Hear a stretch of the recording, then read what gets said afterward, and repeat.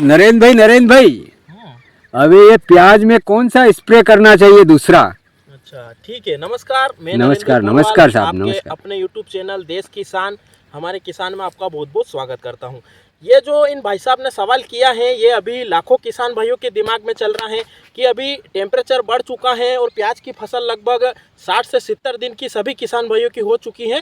तो अधिकतर किसान भाइयों की फसल 2 महीने के प्लस में हो चुकी है और उनके मन में अभी लगातार यही चल रहा है कि अभी 2 महीने के आसपास प्याज की फसल में कौन कौन से रोग लगते हैं और हमें उसके सटीक उपचार के लिए कौन कौन सी दवाइयाँ लेनी चाहिए। तो किसान साथियों पूरा डिटेल जानकारी इस वीडियो में आपको देंगे। उसके लिए आप चैनल को सब्सक्राइब करें, वीडियो पसंद आए तो लाइक करें और ज़्यादा से ज़्यादा किसान भाइयों तक ये महत्वपूर्ण जानकारी पहुँचाएं ताकि हमारी मेहनत सफल हो और किसान भाई ज़्यादा से ज़्यादा इसका लाभ उठा सके।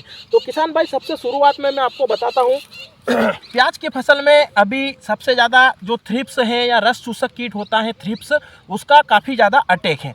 सबसे पहली बीमारी है। दूसरे नंबर की है जो मच्छर वगैरह हैं जिसमें कि काले मच्छर हैं, हरे मच्छर हैं, क्योंकि अभी आसपास में जो भी अदर फसलें हैं जैसे गेहूं हो गया, सरसों हो गया, चने की फसल हो गई, जो भी अदर क्रॉप है वो अभी परिपक्व स्थिति में आ चुकी हैं, सूखने लगी हैं, उसकी हरियाली अब समाप्त होने लगी है। तो उसके जो भी कीट वगैरह थे वो सब अब इस हरी प्याज पर आकर बैठने लगे हैं और इसके ऊपर वो अपना भोजन या घर बना रहे हैं। तो उन रस चूसक कीटों का अटैक है जिसमें कि मच्छर और थ्रिप्स वगैरह सब कुछ आ चुके हैं। तो ये कॉमन प्रॉब्लम अभी सभी किसान भाइयों के यहाँ पर है। और दूसरे नंबर की समस्या है अभी रात का टेम्परेचर थोड़ा कम है, थोड़ी थोड़ी हल्की ओस भी गिरती है। हम सिंचाई करते हैं तो उसके कारण नीचे से नमी के कारण भी आर्द्रता आती है या नमी रहती है और दिन में टेम्परेचर काफ़ी ज़्यादा अभी बढ़ता जा रहा है, धीरे धीरे रोज प्लस हो रहा है। तो उसके कारण फंगस की समस्या भी है जिसके कारण कि किसान भाई देख रहे हैं कि जो नीचे की पत्ती है उसकी नोक है वो अब सूखने लगी है। इस प्रकार की जो समस्या है सभी किसान भाइयों के खेतों में अभी देखने को मिल रही है। तो ये मुख्य रूप से 2 समस्या अभी कॉमन है सभी किसान भाइयों के यहाँ पर हैं। बाकी जो तीसरी समस्या है वो कुछ किसान भाइयों के यहाँ पर है, कुछ के यहाँ पर नहीं है। तो उसमें है कमज़ोर ग्रोथ, पीलापन और प्याज की फसल तनाव में लग रही है। ये समस्या भी कुछ किसान भाइयों के यहाँ पर है जिनके यहाँ पर पानी की समस्या है या जिन किसान भाइयों ने थोड़ा समय से लेट प्याज लगाया उनके यहाँ पर ये ग्रोथ न बढ़ने की या पीलापन की या प्याज की फसल तनाव में है, ऐसी समस्या देखने को मिल रही है। तो यह मुख्य रूप से अभी समस्या है। अब इनका निदान कैसे करें?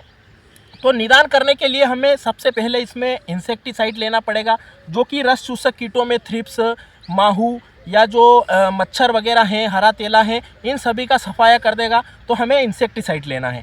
दूसरे नंबर पर जो नोक सूखने की समस्या है जो कि कॉमन प्रॉब्लम अभी बन चुकी है तो उसके लिए हमें अभी फंगीसाइड भी इसमें साथ में ऐड करना पड़ेगा। तो ये 2 चीज़ें लेनी है सभी किसान भाइयों को। बाकी तीसरी जो समस्या है जिन किसान भाइयों की प्याज की ग्रोथ अभी कमज़ोर लग रही है वो इसके साथ में एक अच्छा सा प्लांट ग्रोथ प्रमोटर या टॉनिक भी ले सकते हैं। जिनके यहाँ पर कमज़ोर चाल हैं वो NPK जो 05234 है वो भी ले सकते हैं। तो ये चीज़ें वो लेकर इस समस्या का समाधान अभी कर सकते हैं।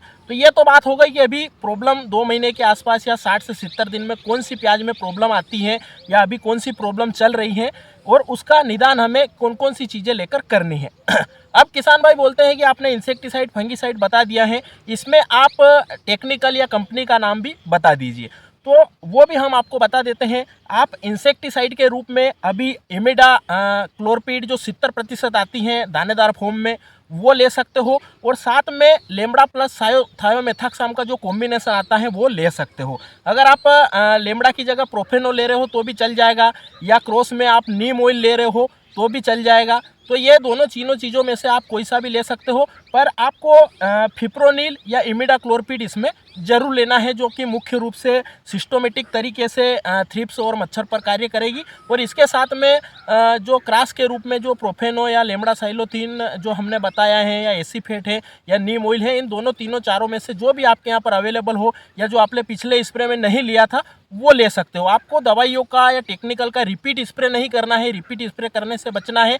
जैसे कि पिछले दौर में या पिछले स्प्रे में आपने प्रोफेनो लिया था तो अभी आपको लेमड़ा ले लेना है, एसीफेट ले लेना है। ये दोनों तीनों चीज़ों को आपको बदल बदल कर क्रॉस के रूप में देना है। बाकी आपको जो मुख्य दवाई है इंसेक्टिसाइड उसमें इमिडाक्लोरपीड या फिप्रोनिल दोनों में से कोई सा भी ले सकते हो, दोनों अच्छा कार्य करती हैं। तो ये आपको ले लेना है। उसके बाद में फंगीसाइड के रूप में बात करें तो फंगीसाइड में बहुत सारे फंगीसाइड हैं। अगर कुछ क्षेत्र अलग अलग है, जैसे मध्य प्रदेश का रतलाम क्षेत्र है, उज्जैन क्षेत्र है, तो सब क्षेत्र वाइज में या अपन दूसरे राज्यों में जाएं तो वहाँ पर भी अलग अलग क्षेत्र में अलग अलग दवाइयाँ या अलग अलग फंगीसाइड होते हैं। तो नाम बताने पर काफ़ी ज़्यादा कन्फ्यूज़न हो जाता है, किसान भाई संतुष्ट नहीं हो पाते कि यार पोरवाल जी ने तो ये बताया था, मैंने ये लिया है, तो ये गड़बड़ पड़ती है। तो आप कोई सा भी सिस्टोमेटिक प्लस जो कॉन्टैक्ट फंगीसाइड होता है वो ले सकते हो। आप चाहो तो अभी रेडोमिल गोल्ड भी ले सकते हो, सिजेंटा का आता है, या फिर जो धानुका की कोनिका आती है वो भी ले सकते हो। उसमें भी जो है बैक्टीसाइड और फंगीसाइड दोनों हैं। या धानुका का लस्टर आता है वो ले सकते हो, या फिर एम्पैक्ट एक्स्ट्रा ले सकते हो, सिजेंटा का एम स्टार टॉप ले सकते हो, या सिजेंटा का क्लच आ रहा है वो ले सकते हो। ऐसे काफ़ी सारे जो टेक्निकल हैं आप ले सकते हो। बायर का इंट्राकोल ले सकते हो, या फिर जो आपके यहाँ पर फसल अभी 50 दिन के आसपास ही है तो आप जो साफ पाउडर आता है मेनकोजेब वाला वो भी ले सकते हो, कोई दिक्कत नहीं है। वो भी ले सकते हो, टेबुकोनाजोल ले सकते हो। ऐसे कोई से भी आप जो है सिस्टोमेटिक प्लस कॉन्टैक्ट फंगीसाइड इसमें ले सकते हो, कोई दिक्कत नहीं है। आपकी जैसी समस्या है उस हिसाब से ले सकते हो। कुछ किसान भाई समस्या को देखते हुए या ज़्यादा जिनके यहाँ पर गंभीर समस्या है तो वो जो नेटिव फंगीसाइड आ रहा है वो भी ले सकते हैं। तो ऐसे बहुत सारे फंगीसाइड है, उनमें से कोई सा भी ले सकते हो। तो ये फंगीसाइड की बात हो गई। अब किसान भाई बोलते हैं कि हमारी ग्रोथ नहीं बढ़ पा रही है, दूसरी स्टेज में आ गई हैं, ग्रोथ थोड़ी मीडियम चल रही है। तो किसान साथियों, जिन किसान भाइयों की प्याज 40 दिन के अंदर की हैं वो टॉनिक के रूप में या तो 19-19-19 ले सकते हैं। अगर थोड़ी कम चाल लग रही हैं, थोड़ी सी ही कमज़ोर लग रही हैं, अगर ज़्यादा ही कमज़ोर लग रही हैं तो फिर उनको टॉनिक वगैरह लेने पड़ेंगे। हुमिक बेस्ड जो टॉनिक आते हैं वो ले सकते हैं, जिसमें कि एग्रो स्टार का पावर जेल ले सकते हैं, या फिर जो मल्टीप्लायर आ रहा है केड का वो ले सकते हैं, या इसके अलावा भी बहुत सारे जो हैं टॉनिक आ रहे हैं वो भी ले सकते हैं। विंचीवीन है, या उससे ऊपर जाएँ तो पोषक सुपर हैं। ऐसे हाइट बढ़ाने के लिए या ग्रोथ बढ़ाने के लिए आप कोई सा भी टॉनिक ले सकते हैं। पर टॉनिक की अगर आवश्यकता लग रही है प्याज में तो ही ले, नहीं तो आप NPK 19-19 लेकर ही काम चला सकते हैं।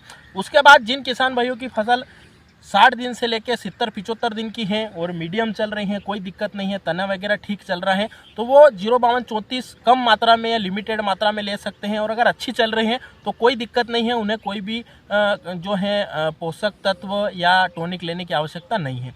और जिनका प्याज का तना हल्का लग रहा है या थोड़ा कमज़ोर लग रहा है वो ओमेक्स का बायो 20 ले सकते हैं, कोई दिक्कत नहीं है। काफ़ी शानदार रिजल्ट है, उसमें पोषक तत्वों की पूर्ति भी हो जाती है और तना वगैरह अच्छा हो जाता है, हरापन भी आ जाता है, तो वो भी ले सकते हैं। तो ये टॉनिक की बात हो गई। इसके साथ में आपको चिपको जरूर लेना है, क्योंकि अभी मौसम काफ़ी सूखा है और दवाई गिरते से ही पत्तों पर फैलनी चाहिए। दवाई जितनी ज़्यादा फैलेगी उतनी ज़्यादा काम करेगी, अंदर तक जाएगी, पत्तों पर फैलेगी और पत्तों के अंदर या एक साइड गिरने पर दूसरे साइड भी ट्रांसप्लांट होकर अच्छे से कार्य करेगी। तो आपको जो चिपको या स्टिकर या सिलिकॉन बेस्ड स्टिकर होता है उसका उपयोग आपको जरूर करना है। तो ये बात हो गई अभी रोग कौन से लगते हैं, दूसरे स्प्रे में कौन सी दवाइयाँ लेनी है और कौन से टेक्निकल लेनी है, वो सारी चीज़ें आपको हमने बता दी हैं। आपको जानकारी कैसी लगी कमेंट में ज़रूर बताएं। वीडियो को पूरा देखा है तो जय हिंद कमेंट जरूर करें। इसके अलावा आपके कोई सवाल या सुझाव या आपके पास भी कोई जानकारी हो तो कमेंट में ज़रूर बताएं। किसान साथियों, जय हिंद, जय भारत, वंदे मातरम। Okay sir.